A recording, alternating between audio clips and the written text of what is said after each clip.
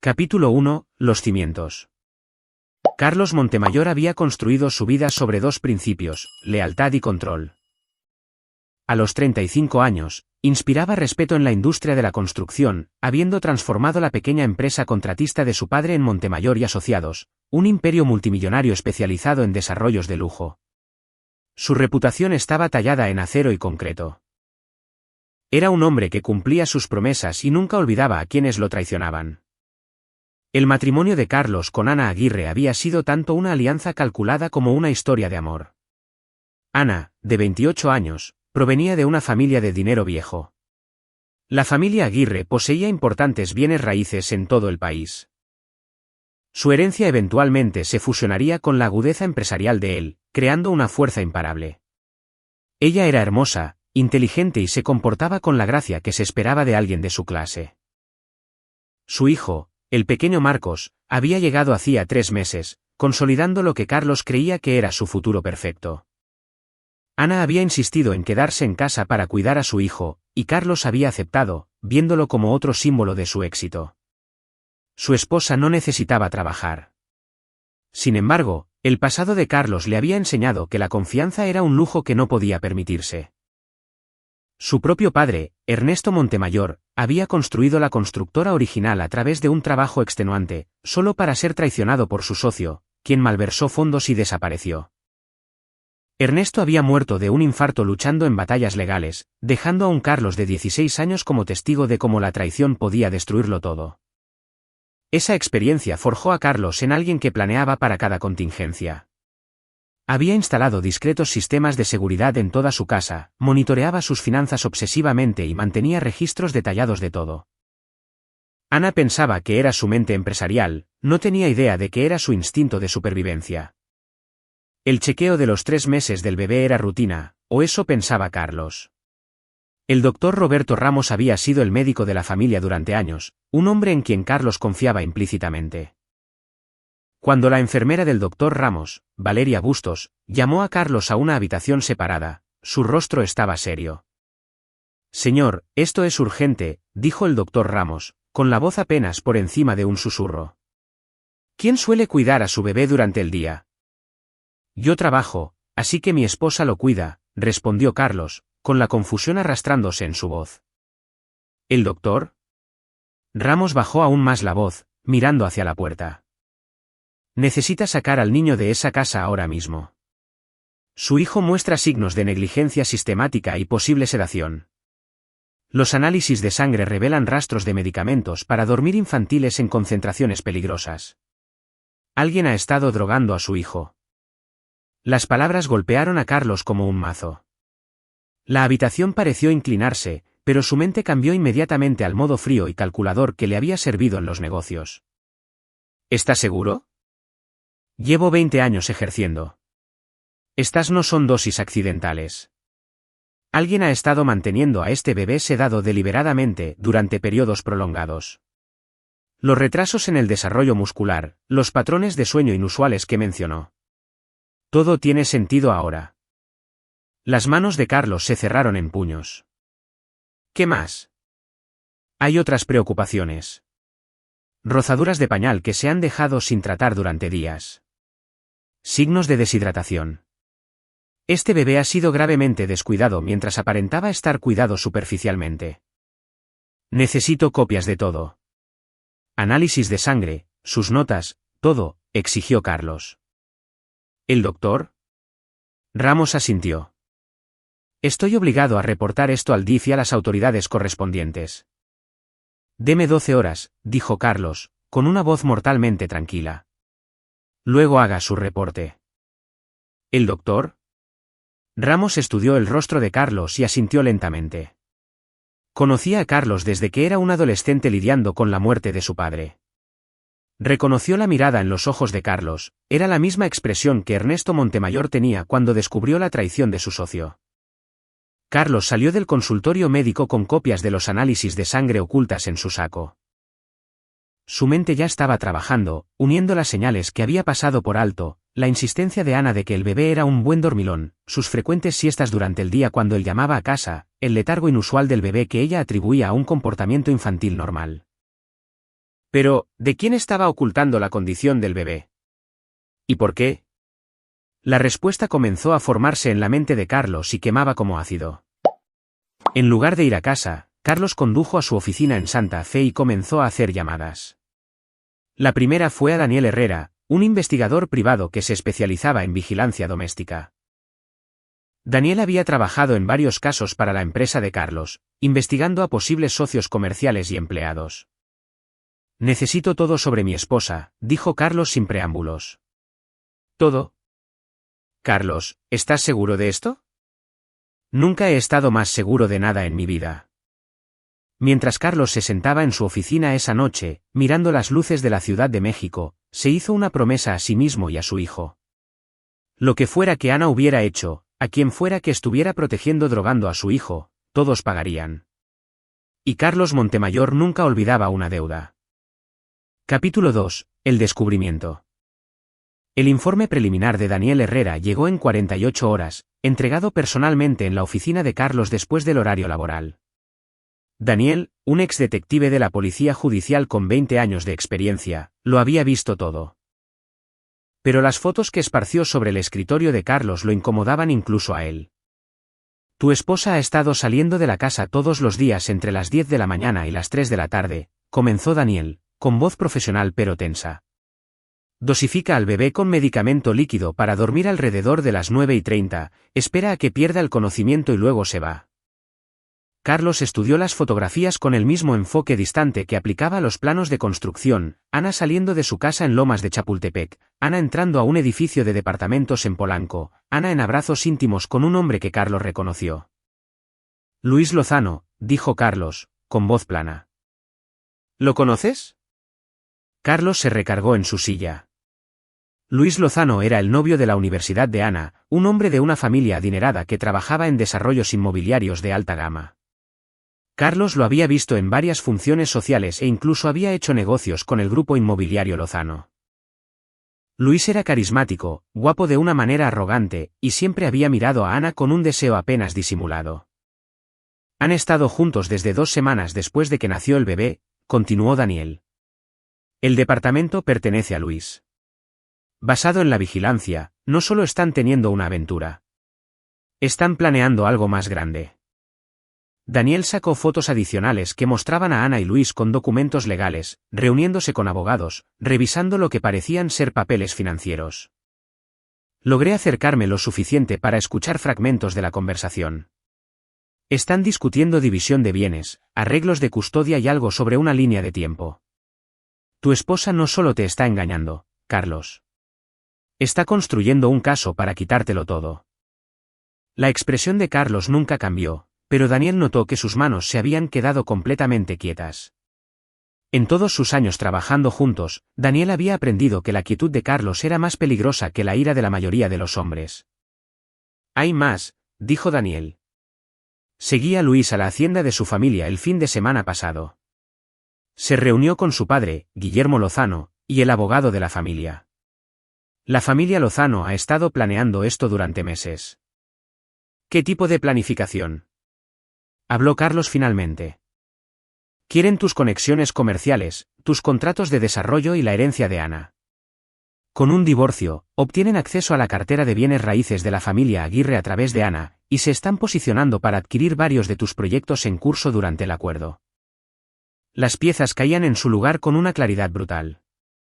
El repentino deseo de Ana de quedarse en casa con el bebé, su insistencia en horarios de sueño específicos que impedían a Carlos pasar tiempo prolongado con su hijo, su renovado contacto con viejos amigos de la universidad. El bebé, dijo Carlos en voz baja. Lo necesitaban fuera del panorama durante sus reuniones.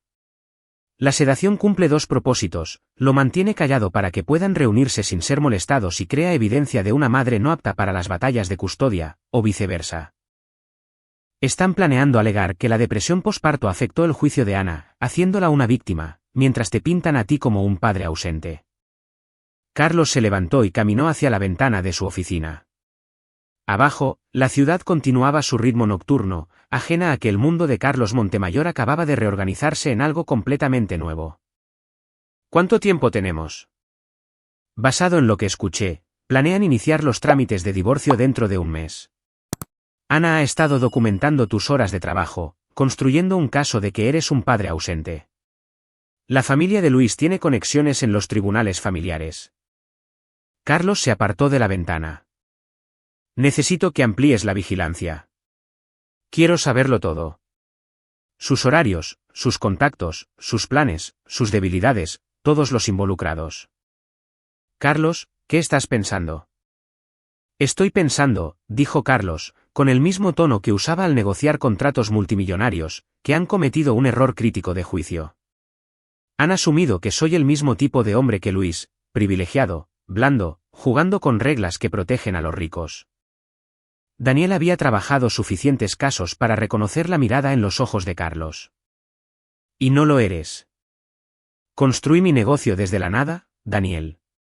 He lidiado con contratistas corruptos, funcionarios municipales deshonestos y competidores que intentan sabotear mis proyectos.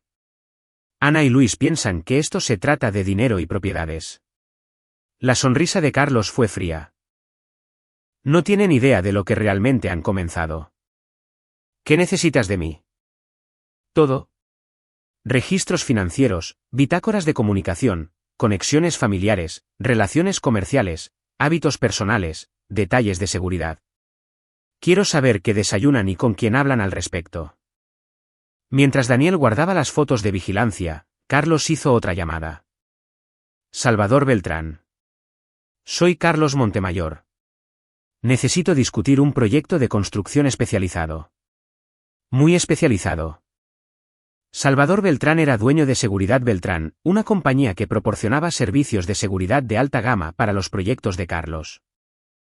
Pero los antecedentes de Salvador eran más complejos: exmilitar, conexiones en toda la infraestructura de la ciudad y una reputación de resolver problemas que requerían soluciones creativas. ¿Cuándo puedes reunirte?, preguntó Salvador. Esta noche. Te necesito.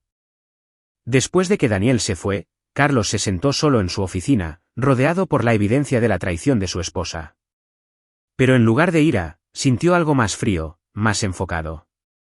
Ana y Luis habían cometido el error de amenazar a su hijo, a su heredero, a su futuro, a su linaje. Estaban a punto de aprender que Carlos Montemayor no solo construía estructuras que perduraban. Construía consecuencias que duraban aún más. Capítulo 3. El arquitecto de la ruina. Salvador Beltrán llegó a la oficina de Carlos a la medianoche. Su presencia llenaba la habitación con la intensidad silenciosa de un hombre acostumbrado a la violencia. Salvador estaba construido como un pilar de concreto, sólido, inamovible y esencial para las estructuras que necesitaban perdurar. Su empresa de seguridad era legítima, pero sus métodos a menudo se aventuraban en áreas grises que la policía regular no podía tocar. Cuéntame, dijo Salvador, acomodándose en la silla frente al escritorio de Carlos. Carlos expuso la situación con la precisión de un arquitecto leyendo planos: la aventura de Ana, la drogadicción sistemática de su hijo, la destrucción planeada de su negocio y reputación. Salvador escuchó sin interrupción, sus ojos oscuros procesando cada detalle. Creen que están jugando ajedrez, concluyó Carlos. Pero en realidad están sentados en un sitio de construcción y estoy a punto de derribar el edificio. Salvador se inclinó hacia adelante. ¿Qué necesitas? Luis Lozano cree que es intocable debido a su apellido. Necesito saber cada forma en que es vulnerable, personal, profesional y legalmente. Lo mismo con Ana. Quiero puntos de presión. ¿Y luego? Y luego, la expresión de Carlos nunca cambió: aplico presión hasta que todo lo que han construido se derrumbe. Durante la semana siguiente, la red de Salvador comenzó a alimentar a Carlos con información que pintaba un retrato detallado de sus enemigos. Luis Lozano era más que un niño rico arrogante, era imprudente. Sus tratos inmobiliarios a menudo bordeaban los límites legales. Tenía deudas de juego que su familia encubría y tenía un hábito de cocaína que alimentaba a través de conexiones en la escena de los clubes nocturnos. Los antecedentes de Ana revelaron vulnerabilidades diferentes. Su herencia estaba atada a un fideicomiso que requiera cláusulas de carácter moral. El adulterio podría confiscar su reclamo a la fortuna de la familia Aguirre. Más importante aún, su familia tenía un historial de problemas de salud mental que ella había ocultado a Carlos. Su abuela había sido institucionalizada, su madre había luchado contra la adicción a los medicamentos recetados, y la propia Ana había sido tratada por ansiedad y depresión en la universidad. Hay algo más, informó Salvador durante su tercera reunión. El padre de Luis, Guillermo Lozano, ha estado utilizando información privilegiada de las reuniones de planificación urbana para comprar propiedades antes de los anuncios de desarrollo. No solo es poco ético, es ilegal y suficiente para destruir su reputación y enviarlo a la cárcel. Carlos absorbió esta información como una computadora procesando datos. Línea de tiempo. El proveedor de cocaína de Luis es un hombre llamado Giovanni "El Yoyo" Sánchez, quien también abastece a varios clientes de alto perfil. El Yoyo ha estado bajo vigilancia de la FGR durante 6 meses. Las tarjetas de crédito de Luis muestran pagos a servicios de anticipo de efectivo que coinciden con los tiempos de operación de Sánchez. ¿Y Ana? Sus registros médicos muestran que ha estado obteniendo medicamentos para la ansiedad de 3 médicos diferentes sin referencias cruzadas. Es fraude de prescripción, posiblemente adicción. El mismo medicamento que ha estado usando en tu hijo. Carlos se levantó y caminó hacia la caja fuerte de su oficina, sacando una carpeta gruesa. He estado documentando cada aspecto de nuestro matrimonio, nuestras finanzas y nuestras relaciones comerciales. Ana piensa que soy obsesivo con el mantenimiento de registros. No se da cuenta de que he estado construyendo una fortaleza. Esparció documentos sobre su escritorio, registros financieros que mostraban las ausencias inexplicables de Ana de sus cuentas conjuntas, imágenes de seguridad de su casa mostrándola saliendo durante los momentos en que afirmaba estar cuidando al bebé. Registros médicos que documentaban los síntomas inusuales del bebé que Ana había atribuido al desarrollo normal. Ella ha estado construyendo un caso en mi contra, continuó Carlos. Pero también ha estado creando evidencia contra sí misma. Cada mentira puede ser documentada. Cada engaño puede ser probado. Salvador estudió los documentos. No solo estás planeando defenderte. Estás planeando destruirlos. Amenazaron a mi hijo. Drogaron a un bebé para facilitar el adulterio y el robo. La voz de Carlos bajó a un susurro. No hay perdón para eso. Solo hay consecuencias. ¿Cuál es el plan? Carlos sacó dibujos arquitectónicos, pero estos no eran para edificios. Eran diagramas de flujo que mostraban relaciones, líneas de tiempo y puntos de presión. Había abordado su venganza como un proyecto de construcción con fases, hitos y dependencias estructurales. Fase 1, aislamiento. El hábito de cocaína de Luis se hace de conocimiento público. El uso de información privilegiada de su familia se convierte en un escándalo. El fraude de prescripción y el adulterio de Ana salen a la superficie. Sus sistemas de apoyo colapsan. Fase 2, presión financiera. Se cobran las deudas de Luis simultáneamente. La herencia de Ana se impugna basándose en las cláusulas de carácter moral. Sus activos líquidos quedan atados en procedimientos legales. Fase 3, consecuencias legales. La evidencia de peligro para el menor asegura que Ana pierda la custodia permanentemente. Las conexiones de drogas de Luis conducen a cargos penales. Sus reputaciones quedan destruidas sin reparación. Salvador guardó silencio por un largo momento. ¿Y la fase 4? La sonrisa de Carlos fue ártica. La fase 4 es cuando se den cuenta de que todo lo que creían saber sobre Carlos Montemayor estaba equivocado.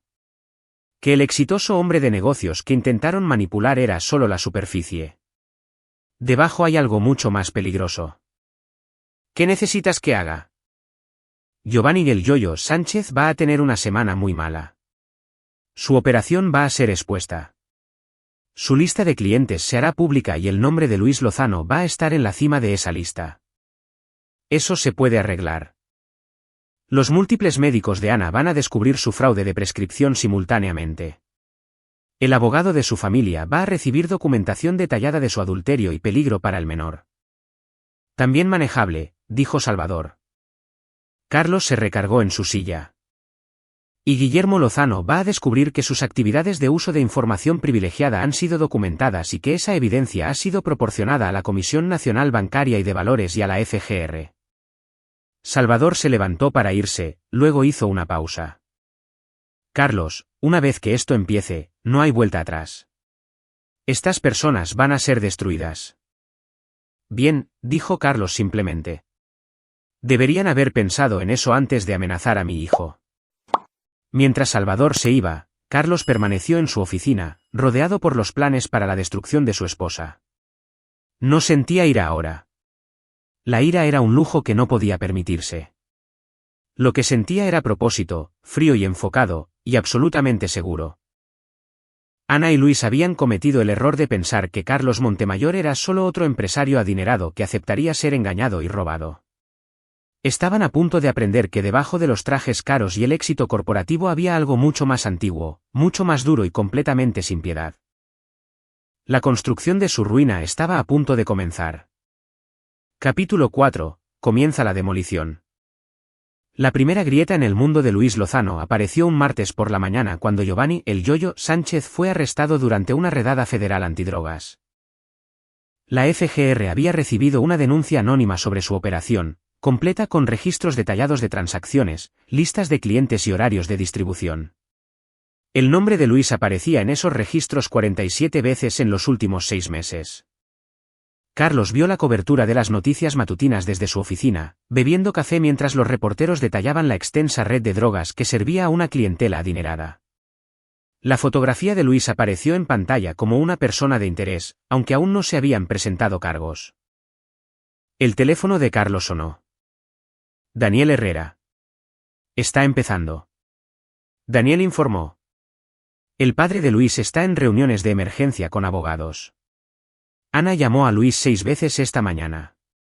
Él no contesta. Y Ana está entrando en pánico.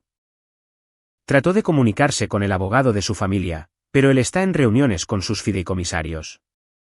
La familia Aguirre había recibido un informe detallado sobre sus actividades ayer. Carlos había entregado personalmente ese informe a doña Graciela Aguirre, abuela de Ana y fideicomisaria principal de la fortuna familiar. Doña Graciela tenía 83 años, era afilada como una navaja y había construido el imperio inmobiliario de la familia a través de décadas de decisiones calculadas. Cuando Carlos presentó evidencia del adulterio de Ana, el peligro para el niño y el fraude de prescripción, la respuesta de Graciela había sido rápida y brutal.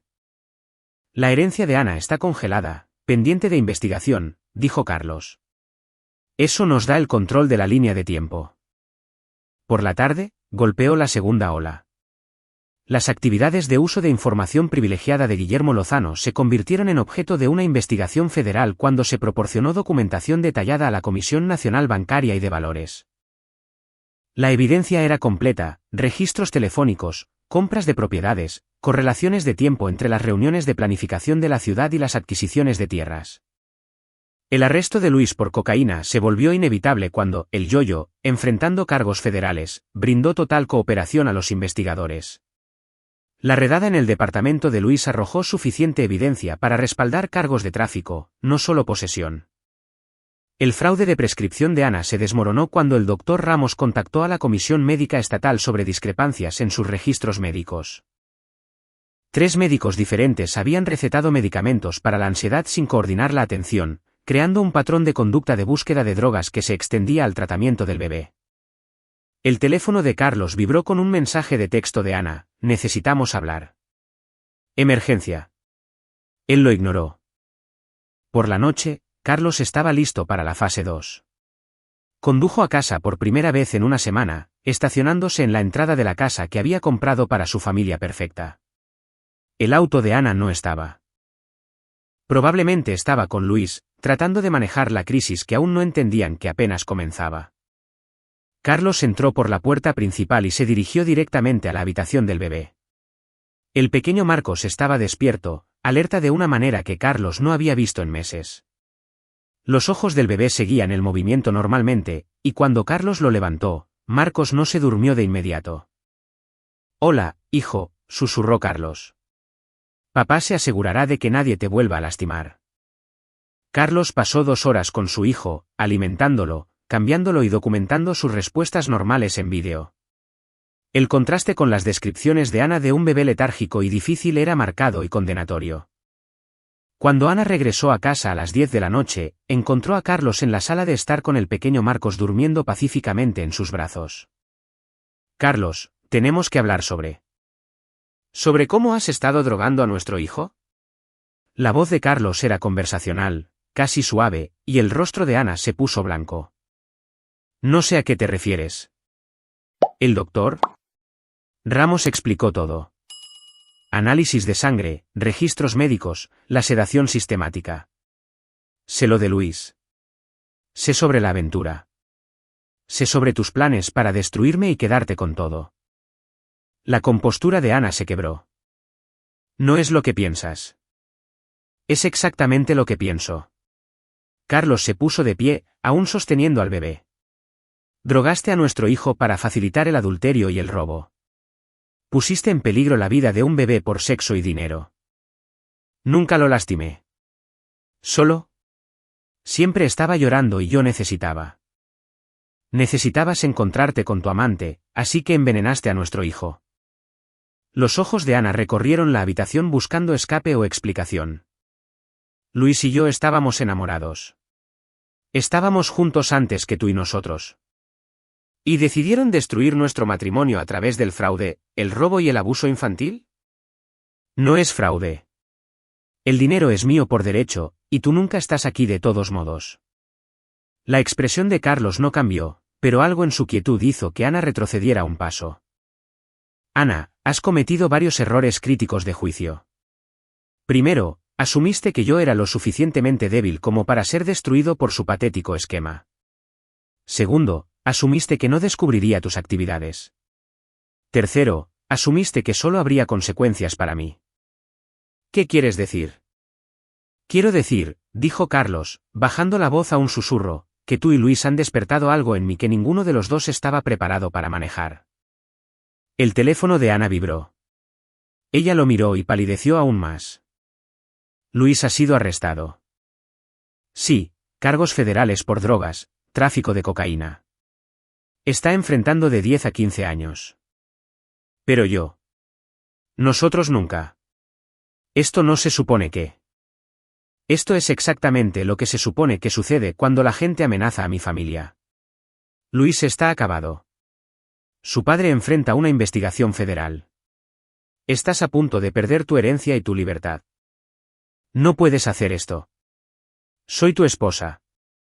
Carlos miró al pequeño Marcos, que dormía plácidamente contra su pecho. Dejaste de ser mi esposa cuando drogaste a nuestro hijo. Ahora eres solo una enemiga que vive en mi casa. Pelearé contigo. Me llevaré a Marcos y yo. No harás nada. La voz de Carlos tenía la autoridad de un hombre acostumbrado a ser obedecido. Porque mañana serás arrestada por peligro para el menor, fraude de prescripción y conspiración para cometer robo. La evidencia es completa e irrefutable. Ana se hundió en una silla, la realidad de su situación finalmente penetrando su pánico. ¿Qué quieres? Quiero que entiendas que las acciones tienen consecuencias. Quiero que te des cuenta de que has destruido tu vida por un hombre que ni siquiera tomará tus llamadas desde la prisión. Quiero que sepas que cada día por el resto de tu vida recordarás el momento en que decidiste dañar a nuestro hijo. Carlos se levantó y se dirigió hacia la habitación del bebé. Empaca lo que puedas cargar.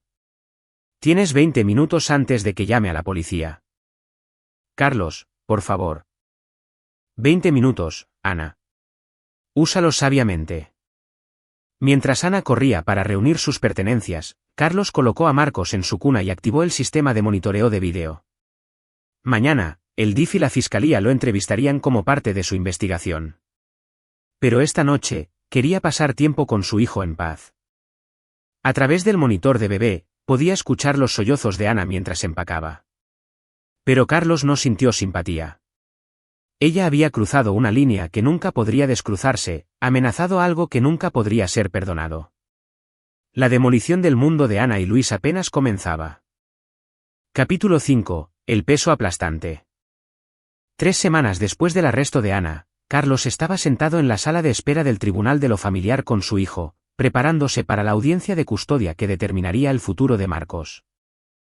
El pequeño había ganado peso, su color había mejorado y su desarrollo se había acelerado una vez que terminó la sedación sistemática. Los informes médicos del Dr. Ramos documentaban la mejora dramática, creando un marcado contraste con las afirmaciones de Ana de que la depresión posparto afectaba su juicio. Ana entró en la sala del tribunal esposada. Su apariencia se había transformado tras 3 semanas en el reclusorio preventivo. Su ropa de diseñador había sido reemplazada por un uniforme beige. Su cabello cuidadosamente mantenido colgaba lacio y sucio, y sus ojos tenían la mirada vacía de alguien cuyo mundo se había derrumbado por completo. El juez Néstor Medina revisó los expedientes del caso con la atención metódica de un hombre que había visto cada variación de la destrucción familiar.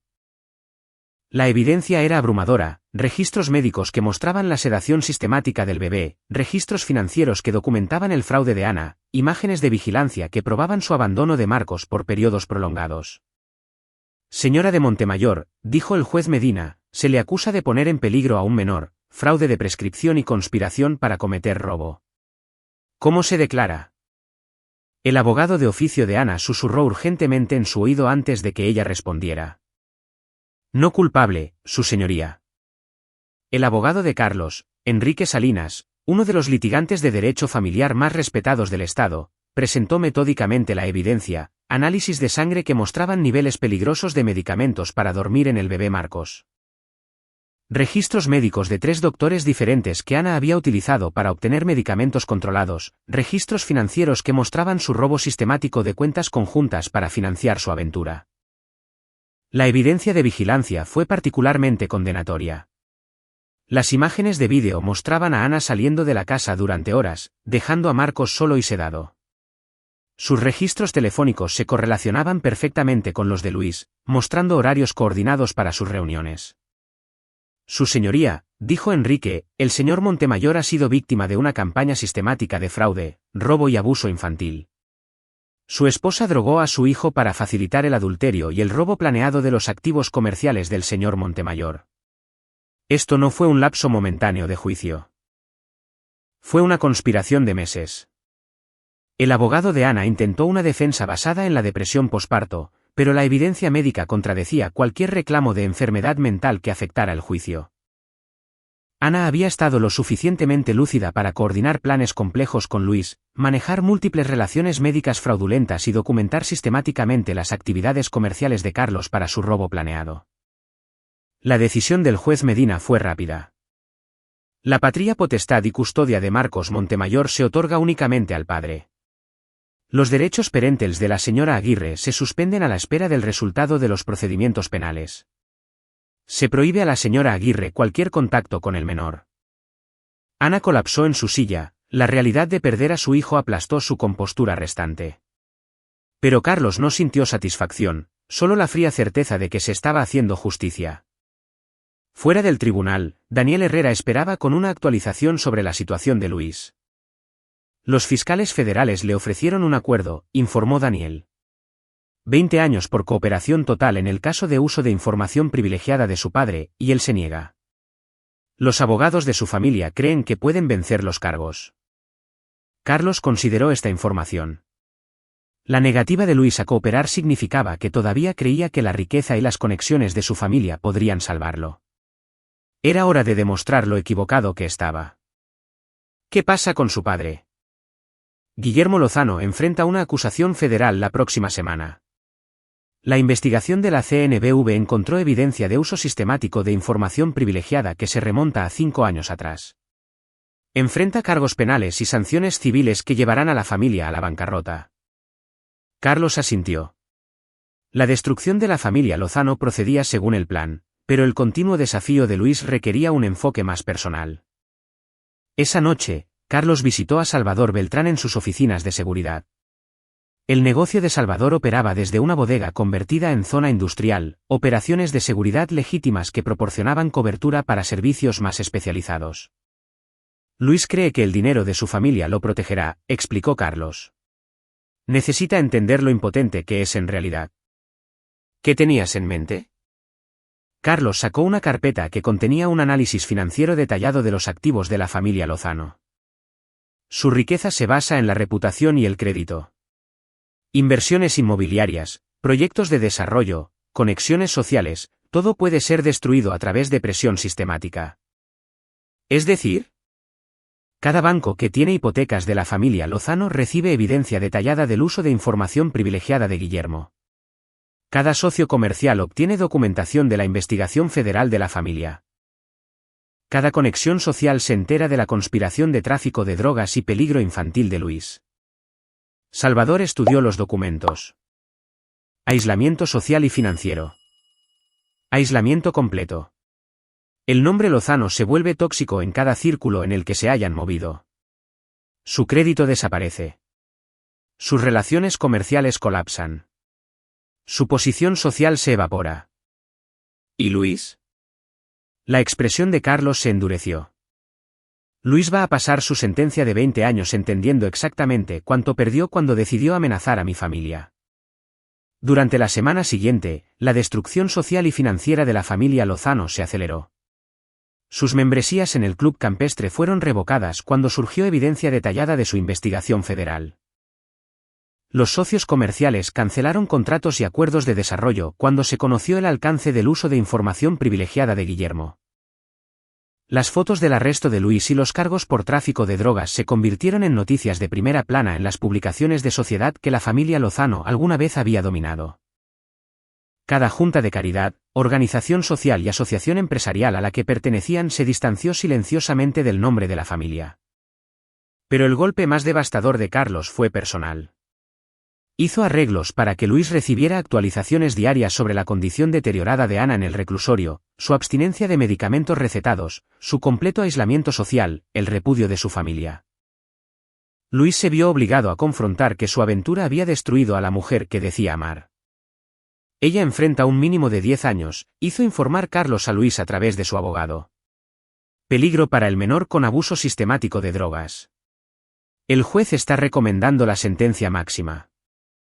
La respuesta de Luis fue una súplica desesperada de contacto con Ana, que Carlos bloqueó a través de canales legales. Luis cumpliría su sentencia sabiendo que sus acciones habían condenado a Ana a una década de prisión y que su aventura había destruido ambas vidas. La reunión final de Carlos con Ana se produjo antes de su audiencia de sentencia. Estaba casi irreconocible. La abstinencia de los medicamentos recetados la había dejado demacrada y con los ojos hundidos. Sus problemas legales habían destruido sus relaciones familiares, y la pérdida de Marcos había roto algo fundamental en su espíritu. «Quiero verlo», susurró Ana. «Solo una vez, por favor». La expresión de Carlos era de piedra. Marcos crecerá sabiendo que su madre trató de envenenarlo por sexo y dinero. Nunca sabrá tu nombre. Cometí errores, pero lo amo. Drogaste a un bebé. Pusiste en peligro su vida.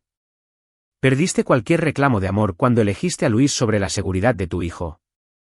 Ana comenzó a sollozar, pero Carlos no sintió nada.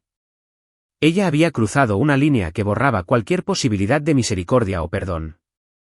Cumplirás tu sentencia sabiendo que cada día que estés encarcelada es un día en que Marcos crece más fuerte y saludable sin ti. Sabrás que tu elección destruyó no solo tu vida, sino la vida de Luis y el legado de tu familia. Cuando Carlos salió de la prisión, llevó consigo la satisfacción de la justicia absoluta. El mundo de Ana y Luis no solo se había derrumbado, había sido destruido sistemáticamente por alguien que entendía que algunas traiciones exigían consecuencias completas y permanentes. Marcos estaba a salvo. Las amenazas a su familia habían sido eliminadas, y todos los que habían participado en la conspiración contra su hijo pasarían años entendiendo el verdadero costo de sus acciones. Capítulo 6. Los cimientos del futuro. 6 meses después de la sentencia de Ana a 12 años en una prisión federal, Carlos estaba en la habitación de su nueva casa, viendo a Marcos dar sus primeros pasos. El bebé que había sido sistemáticamente sedado y descuidado ahora era un niño sano y vibrante cuyo desarrollo se había acelerado una vez que terminó el envenenamiento. Carlos había construido esta nueva casa específicamente para el futuro de su hijo. Una fortaleza de tecnología y seguridad que protegería a Marcos de cualquier amenaza futura. Cada habitación estaba monitoreada, cada entrada asegurada, cada detalle diseñado para garantizar que nadie pudiera volver a dañar a su hijo sin detección inmediata. Pero la seguridad era solo parte de la estrategia a largo plazo de Carlos. Estaba construyendo algo más grande, un legado que protegería a Marcos y a las futuras generaciones de la familia Montemayor del tipo de traición que casi los había destruido. Daniel Herrera llegó para su sesión informativa de seguridad semanal, llevando actualizaciones sobre la destrucción continua de los enemigos de Carlos. La apelación de Luis fue denegada, informó Daniel. Está cumpliendo sus 20 años en seguridad máxima federal. Sin posibilidad de libertad condicional antes de 15 años. ¿Y Ana? Los informes médicos indican que está luchando con los efectos de salud a largo plazo por la abstinencia de medicamentos. Su familia la ha repudiado por completo. El fideicomiso Aguirre ha sido reestructurado para excluirla permanentemente. Carlos asintió, absorbiendo la información sin emoción. Guillermo Lozano condenado por todos los cargos federales. 15 años, decomiso completo de activos. El grupo inmobiliario Lozano ha sido liquidado para pagar la restitución.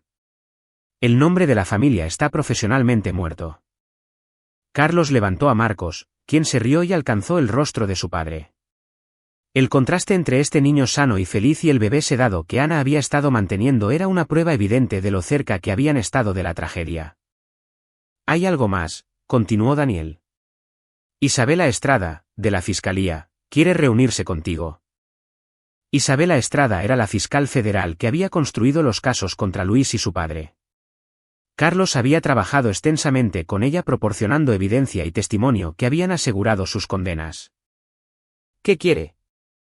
Está construyendo un grupo de trabajo enfocado en redes de delitos de cuello blanco.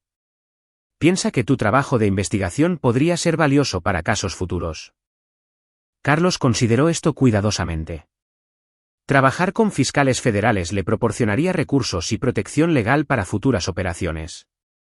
También le daría acceso a información sobre posibles amenazas antes de que pudieran desarrollarse. Programa la reunión. Esa tarde, Carlos se reunió con Isabela Estrada en una sala de conferencias segura en el edificio federal. Isabela tenía unos 40 años, con la intensidad enfocada de alguien que había construido su carrera destruyendo a criminales que pensaban que la riqueza los hacía intocables. Señor Montemayor, comenzó Isabela, su trabajo de investigación en la conspiración de los Lozano fue excepcional.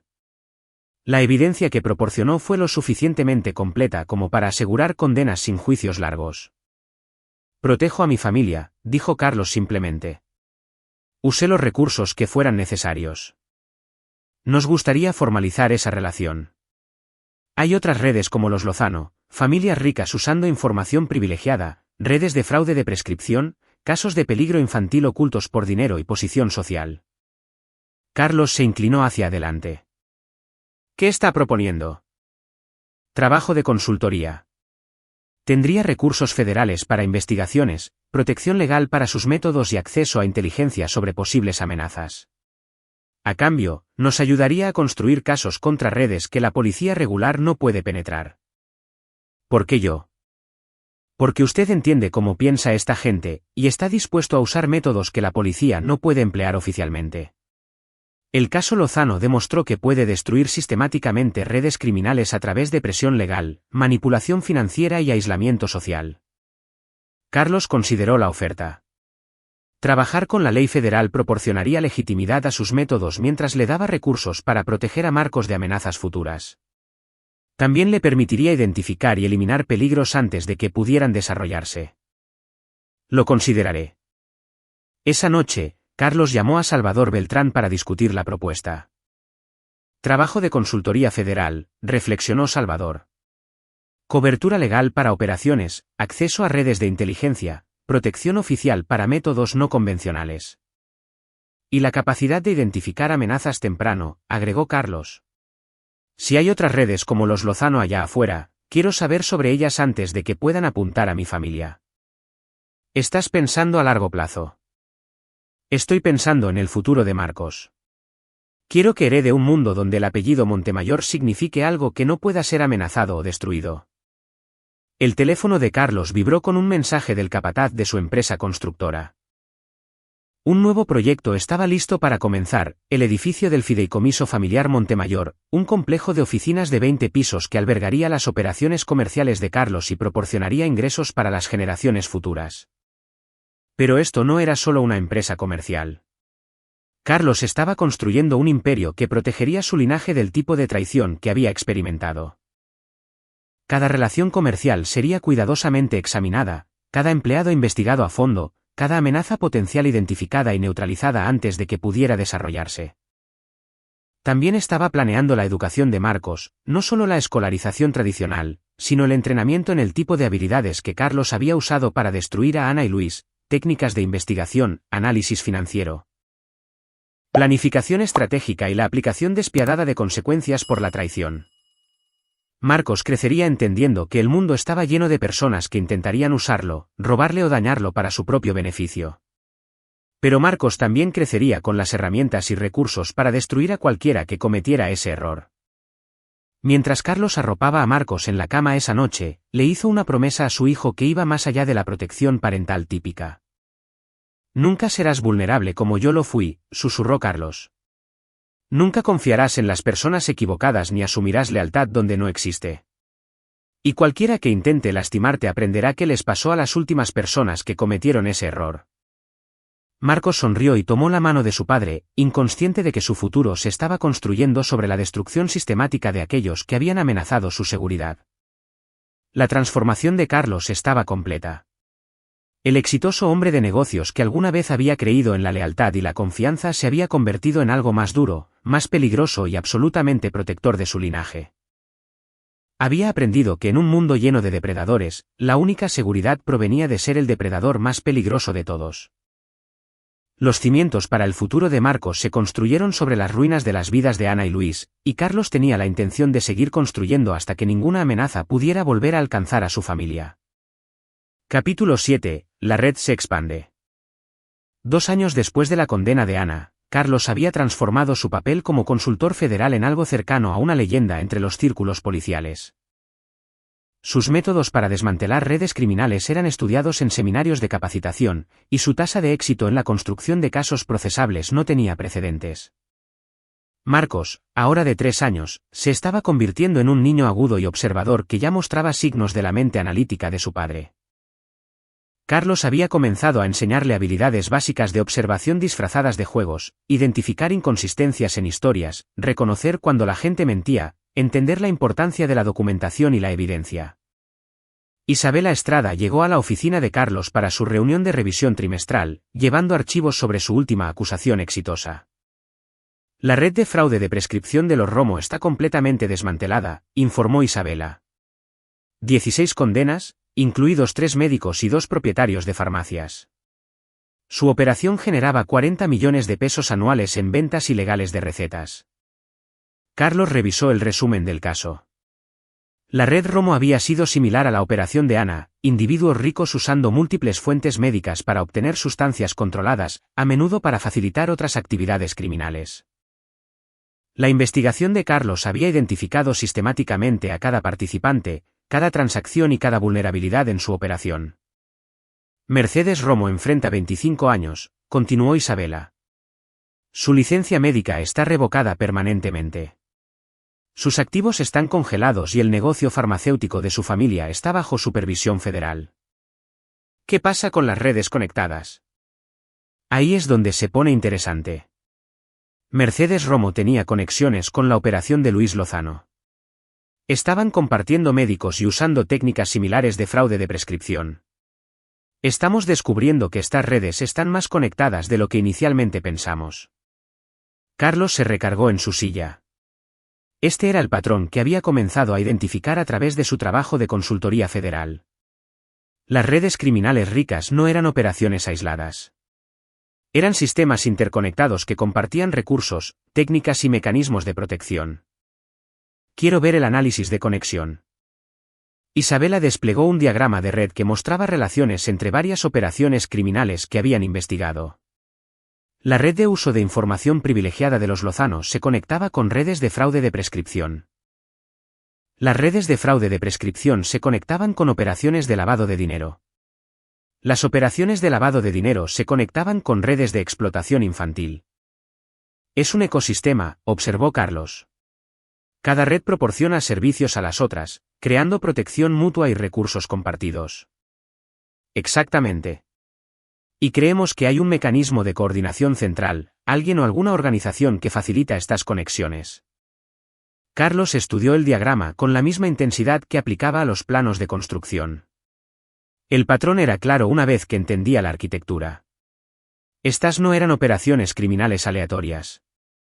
Eran componentes de un sistema más grande. Quiero investigar la capa de coordinación, Carlos. Eso significaría ir tras personas con recursos y protección significativos. Estamos hablando de individuos que podrían tener conexiones federales, influencia política, recursos internacionales. Bien, dijo Carlos simplemente. Quiero que Marcos herede un mundo donde esas personas hayan sido eliminadas. Durante los meses siguientes, la investigación de Carlos sobre las redes de coordinación criminal lo llevó a un descubrimiento que cambió todo. Las conexiones no eran accidentales. Eran administradas por una organización llamada el Grupo Meridiano, una sociedad exclusiva de individuos ricos que facilitaban operaciones criminales mientras mantenían legitimidad a través de fundaciones caritativas y conexiones sociales. El Grupo Meridiano operaba como una firma de consultoría criminal de alta gama. Proporcionaban protección legal, influencia política, intercambio de recursos y seguridad operativa para las actividades ilegales de sus miembros. La membresía requería una riqueza significativa, conexiones políticas y compromiso con la protección mutua. La investigación de Daniel Herrera reveló que la aventura de Ana con Luis no había sido un romance espontáneo. Había sido facilitada por conexiones del Grupo Meridiano. El fraude de prescripción de Ana había sido guiado por recursos del Meridiano. La destrucción planeada del negocio de Carlos había sido coordinada a través de redes financieras del Meridiano. Te identificaron como un objetivo porque tu negocio de construcción estaba interfiriendo con los proyectos de desarrollo del Meridiano, explicó Daniel. Ana fue reclutada específicamente para destruirte desde adentro. Carlos sintió que algo frío y enfocado se asentaba en su mente. La traición de Ana no había sido debilidad personal.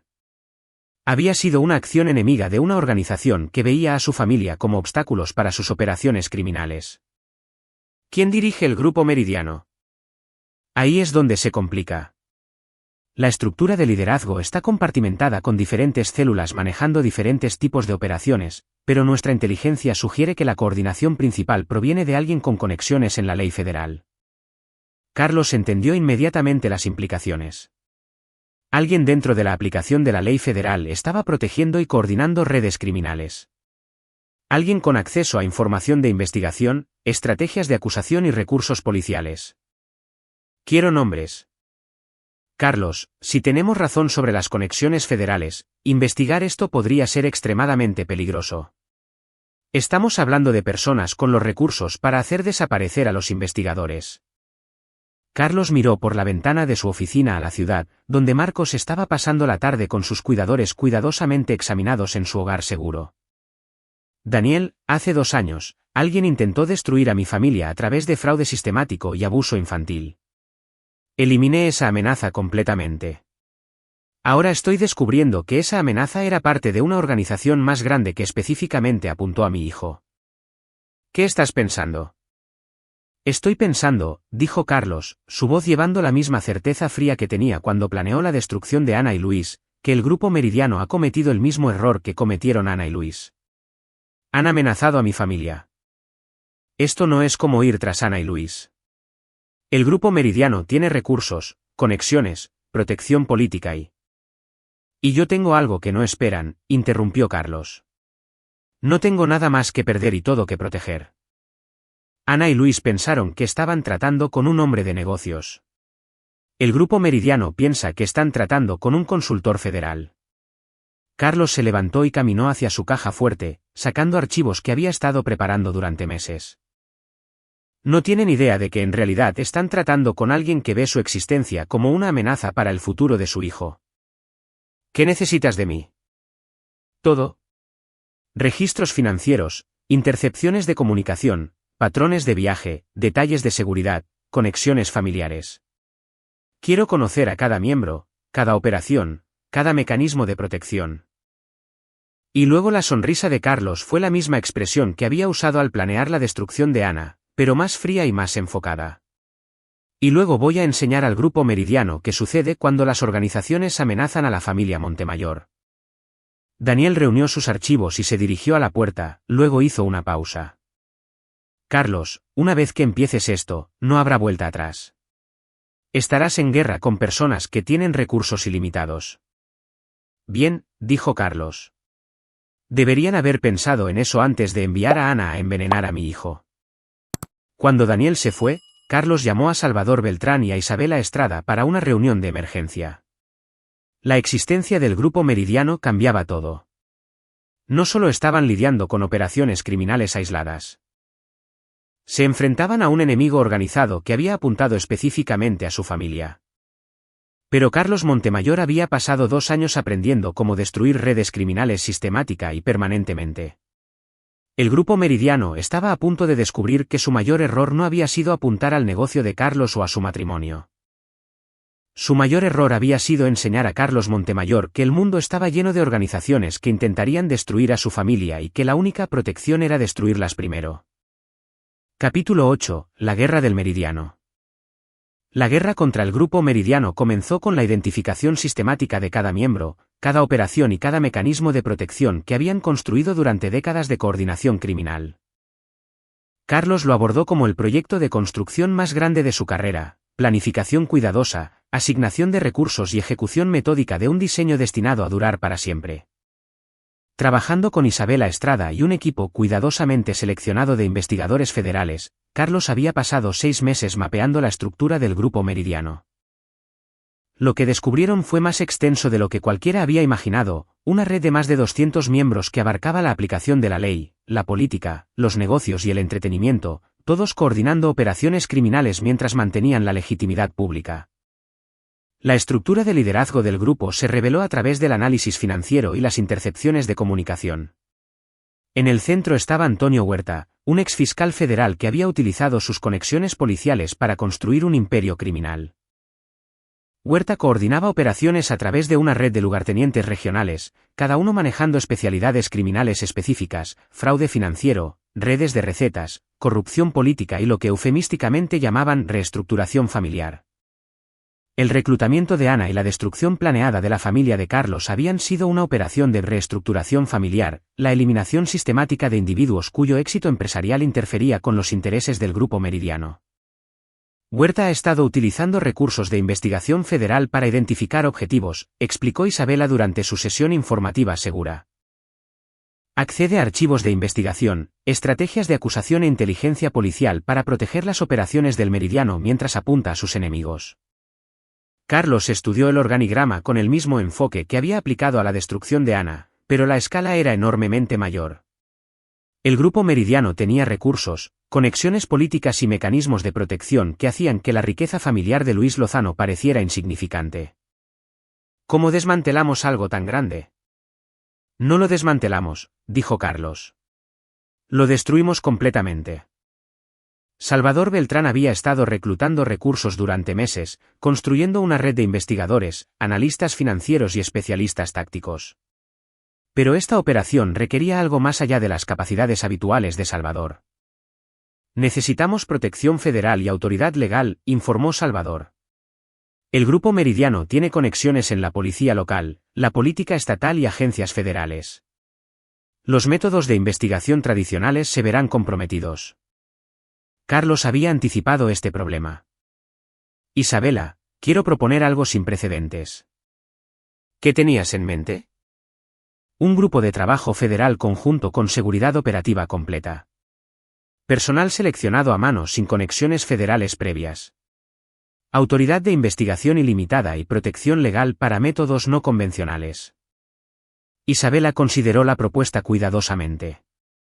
Estás hablando de una operación encubierta con legitimidad federal. Estoy hablando de la destrucción sistemática de una organización criminal que ha infiltrado la aplicación de la ley federal. Los métodos normales no funcionarán porque ellos controlan los métodos normales. Durante las semanas siguientes, Carlos e Isabela reunieron su fuerza de tarea: 20 investigadores, analistas y especialistas tácticos, todos cuidadosamente examinados y completamente aislados de la burocracia federal estándar. Su base de operaciones era la sede de la empresa constructora de Carlos, modificada con medidas de seguridad que rivalizaban con las instalaciones federales. El primer objetivo de la fuerza de tarea fue el doctor Roberto Ramos, el médico que había descubierto la sedación sistemática de Marcos por parte de Ana. Ramos se había convertido en un testigo clave en múltiples enjuiciamientos del Meridiano, y Carlos había aprendido a través de intercepciones de inteligencia que el Grupo Meridiano planeaba eliminarlo. No pueden permitir que Ramos continúe testificando, explicó Carlos a su equipo. Su evidencia médica está destruyendo sus redes de fraude de prescripción. Pero en lugar de simplemente proteger a Ramos, Carlos planeó usar el intento de asesinato del Grupo Meridiano como la primera fase de su destrucción. Dejamos que vengan por Ramos, dijo Carlos. Pero estaremos listos para ellos. Cada persona involucrada en el intento de asesinato se convierte en evidencia contra la organización más grande. La operación requirió un tiempo preciso y una fuerza abrumadora. Ramos fue trasladado a una instalación médica segura que parecía vulnerable, pero que en realidad era una trampa que contenía equipo de grabación, sistemas de vigilancia y equipos tácticos. Cuando llegó el equipo de asesinatos del Grupo Meridiano, caminaron hacia una emboscada cuidadosamente preparada. Cada miembro fue capturado vivo. Cada comunicación fue grabada y cada pieza de equipo fue catalogada como evidencia. Pero la verdadera victoria de Carlos llegó durante los interrogatorios. Los miembros del equipo de asesinatos, enfrentando cargos federales por terrorismo, proporcionaron información detallada sobre las operaciones del Grupo Meridiano, las estructuras de mando y los planes futuros. Planean expandirse al tráfico de niños, reveló un sicario durante el interrogatorio. Antonio Huerta tiene conexiones con redes internacionales. Quieren usar el fraude de prescripción y las operaciones de reestructuración familiar para identificar niños vulnerables. La revelación de que el Grupo Meridiano planeaba expandirse al tráfico de niños transformó la misión de Carlos de protección comercial a algo más fundamental, la eliminación de una amenaza para los niños en todas partes, incluido su hijo. No más investigación cuidadosa, anunció Carlos a su fuerza de tarea. Pasamos a la acción directa contra cada miembro del Grupo Meridiano simultáneamente. Lo que siguió fue la mayor operación policial coordinada en la historia federal. Redadas simultáneas en más de 200 ubicaciones, arrestos coordinados de miembros del Grupo Meridiano y una incautación de activos por valor de más de 40.000 millones de pesos. Antonio Huerta fue arrestado en su oficina federal, donde había estado usando recursos gubernamentales para coordinar operaciones criminales. La evidencia en su contra era abrumadora: comunicaciones grabadas, registros financieros, testimonios de docenas de CEO conspiradores. Pero la satisfacción personal de Carlos provino del arresto de la doctora Sonia Serna, una de las doctoras que había estado proporcionando medicamentos recetados a Ana. ¿La doctora? Serna había sido reclutada por el Grupo Meridiano específicamente para facilitar las operaciones de reestructuración familiar a través de la sedación infantil sistemática. Se suponía que ella proporcionaría cobertura médica si su hijo hubiera muerto por la sedación, informó Isabela. El plan era alegar síndrome de muerte súbita infantil mientras encubrían el envenenamiento sistemático. Carlos sintió la misma furia fría que había experimentado al descubrir la traición de Ana, pero magnificada por la comprensión de que la vida de Marcos había sido amenazada por toda una organización. ¿Cuál es su sentencia? Cadena perpetua. Peligro para el menor con conspiración para cometer asesinato. Morirá en una prisión federal. La destrucción del Grupo Meridiano se completó en 6 meses. Antonio Huerta recibió múltiples cadenas perpetuas. Los lugartenientes regionales fueron sentenciados a décadas en prisión federal. Los activos financieros fueron incautados y distribuidos a las víctimas de sus operaciones. Pero el acto final de justicia de Carlos fue personal. Hizo arreglos para que Ana y Luis supieran a través de comunicaciones de la prisión que su aventura había sido orquestada por el Grupo Meridiano como parte de un plan para asesinar a Marcos y robar los activos comerciales de Carlos. Te usaron, hizo informar Carlos a Ana a través de su abogado de la prisión. Tu aventura no fue amor. Fue una acción enemiga. Luis no era tu alma gemela. Era tu manejador. Y el plan siempre terminaba con la muerte de Marcos. El colapso psicológico de Ana fue completo cuando se dio cuenta de que todo lo que había creído sobre su relación con Luis había sido manipulación de una organización que la veía como prescindible. La respuesta de Luis fue una rabia que se convirtió en desesperación cuando entendió que su sentencia de 20 años era el resultado de haber sido reclutado como un activo desechable en la operación criminal de otra persona. Carlos no sintió simpatía por ninguno de los dos. Habían elegido participar en una conspiración contra su familia, independientemente de sus motivaciones o comprensión. Mientras Carlos leía los informes finales de los enjuiciamientos del Grupo Meridiano, Marcos jugaba con juguetes de construcción en la esquina de su oficina, construyendo estructuras elaboradas y luego desmantelándolas cuidadosamente. ¿Qué estás construyendo, hijo?, preguntó Carlos. Casas, respondió Marcos con seriedad de niño de 3 años. Pero primero, tengo que asegurarme de que estén a salvo de la gente mala. Carlos sonrió, reconociendo algo de sí mismo en el enfoque metódico de su hijo hacia la construcción y la seguridad. La guerra contra el Grupo Meridiano había terminado, pero la misión de Carlos continuaba. En algún lugar, otras organizaciones estaban planeando amenazar a familias inocentes. Otros niños estaban siendo atacados por criminales que los veían como obstáculos para el lucro. Carlos Montemayor había aprendido que el mundo estaba lleno de depredadores, pero también había aprendido que la preparación sistemática y la aplicación despiadada de consecuencias podían eliminar a esos depredadores permanentemente. Marcos heredaría un mundo donde el apellido Montemayor significara algo que no podía ser amenazado o destruido. Y cualquiera que olvidara esa lección aprendería lo que les había pasado a Ana, Luis, Antonio Huerta y el Grupo Meridiano. Capítulo 9. El legado. 5 años después de la destrucción del Grupo Meridiano, Carlos Montemayor estaba en la sala de juntas de Montemayor y Asociados, dirigiéndose a una reunión de funcionarios federales encargados de hacer cumplir la ley, líderes empresariales e investigadores internacionales. Las paredes mostraban fotografías de docenas de operaciones exitosas, redes criminales desmanteladas, niños protegidos y amenazas eliminadas. Marcos, ahora de 8 años, estaba sentado en silencio en la esquina con su tutor, levantando ocasionalmente la vista de su libro de trabajo de matemáticas avanzadas para observar a los adultos discutiendo investigaciones complejas. Carlos había comenzado a involucrar a su hijo en aspectos apropiados de sus operaciones de seguridad, enseñándole la importancia de la vigilancia, la preparación y el pensamiento sistemático. El protocolo Montemayor, como las agencias federales habían nombrado la metodología de Carlos, se había convertido en un enfoque estándar para desmantelar redes criminales sofisticadas. La identificación sistemática de vulnerabilidades, las campañas de presión coordinadas y la eliminación completa de amenazas habían demostrado ser efectivas contra organizaciones, desde redes internacionales de trata hasta células de terrorismo doméstico. Isabela Estrada, ahora directora del Grupo de Trabajo Federal de Redes Criminales, presentó sus últimas estadísticas de éxito. Utilizando la metodología del protocolo Montemayor, hemos desmantelado 43 organizaciones criminales importantes en los últimos 5 años, informó Isabela. Las incautaciones de activos han superado los 160.000 millones de pesos, y hemos prevenido aproximadamente 1,200 delitos graves, incluidos secuestros, trata y asesinatos. Carlos escuchó con satisfacción, pero su atención estaba centrada en el futuro más que en los logros pasados.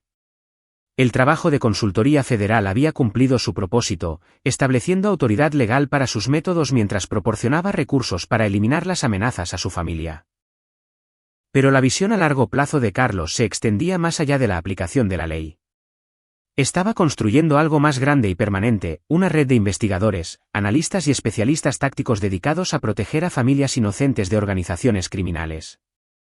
La Fundación Montemayor operaba como una organización benéfica que financiaba programas de prevención del delito, pero su verdadero propósito era la identificación sistemática y la eliminación de amenazas antes de que pudieran desarrollarse. Después de que los funcionarios federales se fueron, Carlos permaneció en la sala de juntas con Marcos, quien había terminado su tarea de matemáticas y ahora estaba estudiando imágenes de vigilancia de su última investigación. ¿Qué ves?, preguntó Carlos a su hijo. Marcos señaló detalles en las imágenes que la mayoría de los adultos pasarían por alto.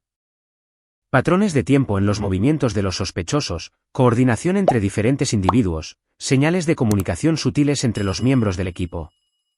Están trabajando juntos, observó Marcos. Pero no confían el uno en el otro. Mira cómo se posicionan para vigilarse mutuamente mientras vigilan las amenazas. Carlos asintió con aprobación.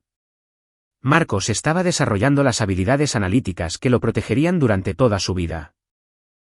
Pero lo más importante, estaba aprendiendo a ver el mundo como realmente era, lleno de personas cuya lealtad no podía asumirse y cuyas intenciones requerían verificación constante. ¿Qué harías con ellos?, Marcos consideró la pregunta con la seriedad de alguien mucho mayor. Documentar todo primero. Averiguar para quién trabajan y a quién planean lastimar. Luego detenerlos antes de que puedan lastimar a alguien. Y si ya han lastimado a la gente, entonces necesitan entender que las acciones tienen consecuencias.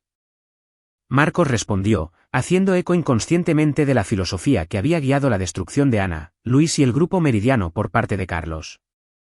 El teléfono de Carlos vibró con un mensaje encriptado de Daniel Herrera, quien ahora manejaba las operaciones internacionales de la Fundación Montemayor. Se había identificado una nueva amenaza, una red de criminales dirigida a familias militares cuyos despliegues dejaban a los niños vulnerables a la explotación. Necesito ocuparme de algunos asuntos, le dijo Carlos a Marcos. ¿Cuál es tu evaluación de nuestra seguridad aquí? Marcos escaneó rápidamente la habitación, identificando salidas, líneas de visión, armas potenciales y opciones de comunicación con la eficiencia automática de alguien que había sido entrenado desde la infancia para pensar defensivamente. Seguro, concluyó Marcos, pero debería revisar las evaluaciones de amenazas actualizadas antes de esta noche. Bien. Y recuerda. La confianza se gana a través de acciones, no palabras, recitó Marcos. La documentación es protección. La preparación previene la vulnerabilidad. Y cualquiera que amenace a nuestra familia aprenderá qué les pasó a los demás. Mientras Carlos se preparaba para irse a su reunión con Daniel sobre la red de trata de familias militares, reflexionó sobre la transformación que había sufrido su vida desde que descubrió la traición de Ana. El exitoso hombre de negocios que alguna vez había creído en la lealtad y la confianza se había convertido en algo más duro, más peligroso y absolutamente protector de su linaje. Pero lo más importante, había construido un legado que protegería a Marcos y a las futuras generaciones de la familia Montemayor. Cada organización criminal que desmantelaban hacía que el mundo fuera más seguro para las familias inocentes. Cada amenaza que eliminaban significaba que menos niños sufrirían lo que Marcos había soportado durante esos meses de sedación sistemática. Ana estaba cumpliendo el 7º año de su sentencia de 12 años, su salud destruida por la abstinencia de medicamentos recetados y el trauma psicológico de darse cuenta de que había sido manipulada para envenenar a su propio hijo. Luis estaba a la mitad de su sentencia de 20 años, sus apelaciones agotadas y el nombre de su familia destruido permanentemente. Antonio Huerta había muerto en una prisión federal 2 años antes, asesinado por reclusos que se enteraron de que había estado planeando traficar niños. Los otros miembros del grupo Meridiano que habían sobrevivido a sus sentencias vivían con el miedo constante de que sus acciones pasadas fueran descubiertas por sus compañeros de prisión. Carlos no sentía satisfacción por su sufrimiento. Solo la fría certeza de que se había hecho justicia y se habían eliminado las amenazas.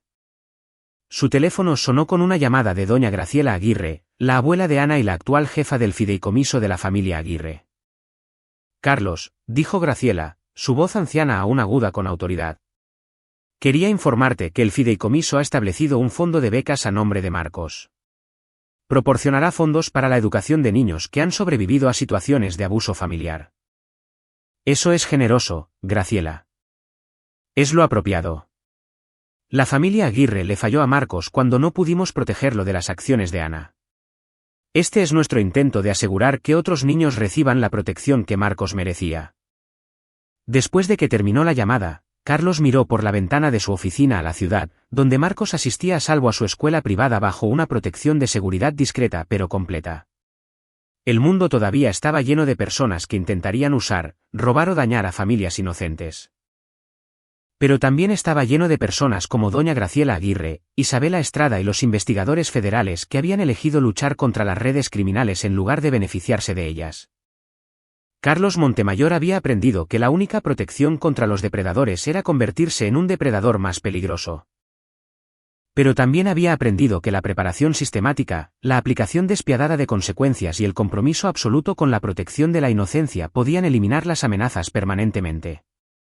Marcos heredaría un mundo donde el apellido Montemayor significara algo que no podía ser amenazado o destruido.